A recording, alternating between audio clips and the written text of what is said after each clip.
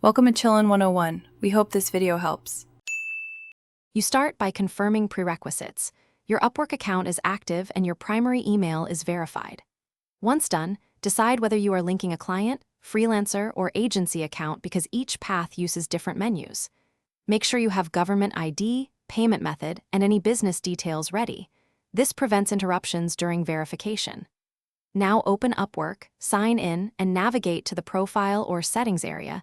This is where the link process begins, so don't skip straight to payments. Once you're in settings, go to membership and connects or company settings depending on your role and choose link account. Follow prompts. Select the account type to link and grant required permissions. This step informs Upwork which relationships to connect. You'll upload verification documents and confirm your email again if asked. Make sure payment and tax information is accurate because mismatches trigger holds. If a multi-user agency flow appears, add team members now and assign roles before moving forward. Finish by reviewing the newly linked accounts under Settings Connected Accounts. Confirm permissions and roles are correct. Once submitted, complete any pending verifications. These can take up to 48 hours, so be patient but proactive.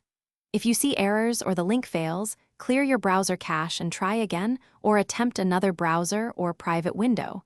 These fixes resolve most session issues.